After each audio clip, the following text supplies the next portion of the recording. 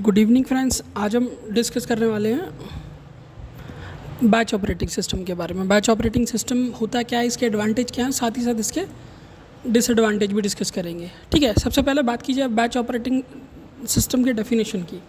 तो batch operating system सारे operating system का फादर है, यानी सबसे पहले जिस ऑपरेटिंग सिस्टम को डेवलप किया गया था उसका नाम था बैच ऑपरेटिंग सिस्टम।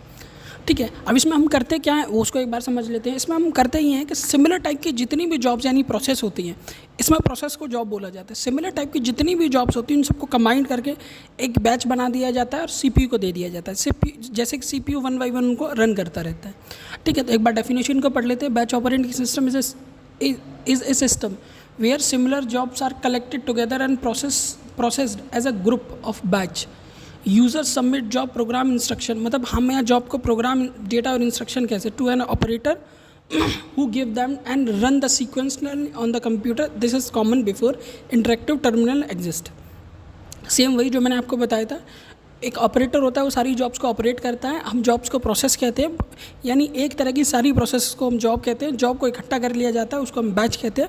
उसके बाद वो सीपीयू को दे दिया जाता है, सीपीयू जिसको रन करना स्टार्ट करता है। ठीक है, तो ये कंप्लीट इसकी डेफिनेशन। अगर बात करें एडवांटेज की, देखिए ये काफ़ी ज़्यादा इफ़िशिएंट होता है और इसमें अगर सिमिलर टाइप की प्रोसेसेस हैं तो ये काफ़ी ज़्यादा इफ़िशिएंटली काम करता है। इसमें टाइम भी बहुत कम लगता है।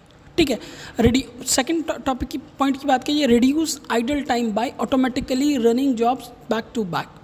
ये आइडल टाइम को रिड्यूस कर देता है क्योंकि इसमें सिमिलर टाइप्स की जॉब होती हैं।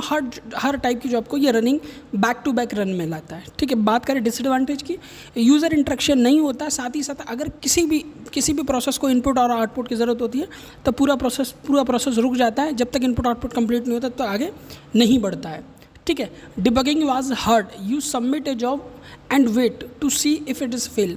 अगर ये फेल हो जाती है तो प्रॉब्लम होती है। उसके बाद लिखा poor responsiveness, user had to wait of their batch to be process.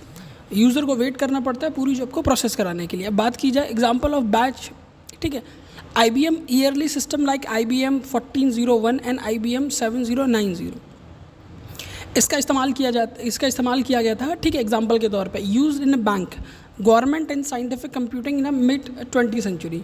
Bank में, गवर्नमेंट में साइंटिफिक कंप्यूटिंग के लिए मिड सेंचुरी यानी 2020 के आसपास हम इसका इस्तेमाल करते थे।